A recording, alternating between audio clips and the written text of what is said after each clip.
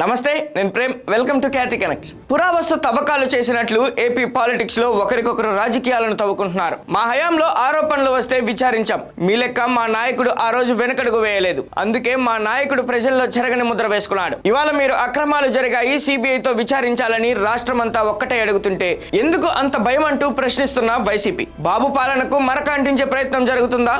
మరి ఇప్పుడెందుకు పరిటాల రవి కేసు ప్రస్తావిస్తున్నారు?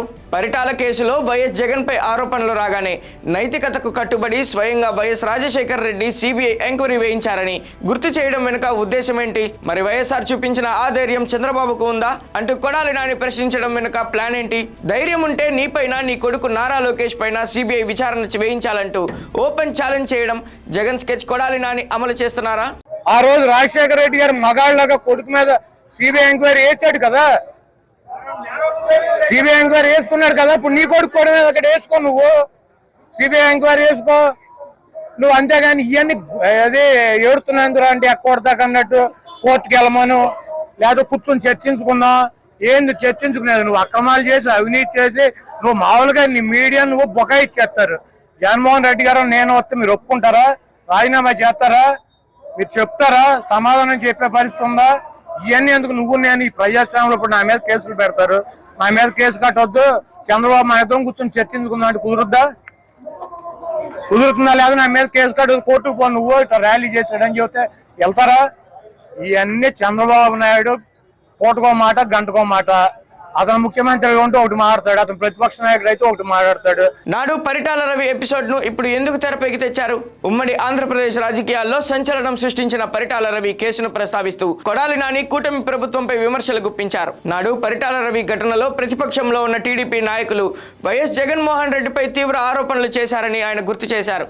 సొంత కుమారుడిపై ఆరోపణలు వచ్చినా వెనకడుగు వేయకుండా నిజాలు తేల్చేందుకు నాటి ముఖ్యమంత్రి వైఎస్ రాజశేఖర్ రెడ్డి వెంటనే సిబిఐ విచారణకు ఉత్తర్వులు ఇచ్చారని కొడాలి నాని చెప్పారు. నిజాయితీ ఉంది కాబట్టే, ఎలాంటి తప్పు చేయలేదు కాబట్టే వైఎస్ఆర్ ఆధైర్యం చేశారని కొడాలి నాని కొనియాడారు. వైఎస్ఆర్ నిర్ణయాన్ని ఉదాహరణగా చూపిస్తూ సీఎం చంద్రబాబుపై నిప్పులు చెరిగారు. వైఎస్ఆర్ చేసిన ధైర్యం చంద్రబాబు ఎందుకు చేయలేకపోతున్నారు? కూటమి ప్రభుత్వం అధికారంలోకి వచ్చినప్పటి నుంచి అనేక అక్రమాలు జరుగుతున్నాయని విమర్శలు వస్తున్నాయి. మరి మీకు నిజాయితీ ఉంటే, మచ్చలేని నాయకులమని చెప్పుకునే ధైర్యం ఉంటే నీపైన, నీ కొడుకు నారా లోకేష్ పైన సిబిఐ విచారణకు ఆదేశించు అని కొడాలి నాని డిమాండ్ చేశారు. తప్పు చేయనప్పుడు భయం ఎందుకని, సిబిఐ ఎంక్వైరీకి చంద్రబాబు ఎందుకు ముందుకు రావడం లేదని ఆయన ప్రశ్నించారు. కొడాలి నాని చేసిన ఈ వ్యాఖ్యలు ఇప్పుడు ఏపీ రాజకీయాల్లో పెనుదుమారాన్ని రేపుతున్నాయి. వైఎస్ఆర్సీపీ మళ్లీ అగ్రెసివ్ మోడ్ లోకి వచ్చి కూటమి ప్రభుత్వాన్ని కార్నర్ చేసేందుకు సిద్ధమవుతుందన్న సంకేతాలు స్పష్టంగా కనిపిస్తున్నాయి. ముఖ్యంగా వైఎస్ రాజశేఖర్ రెడ్డి నైతిక విలువలను ప్రస్తావిస్తూ ప్రస్తుత ప్రభుత్వ తీరును ఎండగట్టే ప్రయత్నం చేశారు కొడాలి నాని. చంద్రబాబు ప్రభుత్వంపై వస్తున్న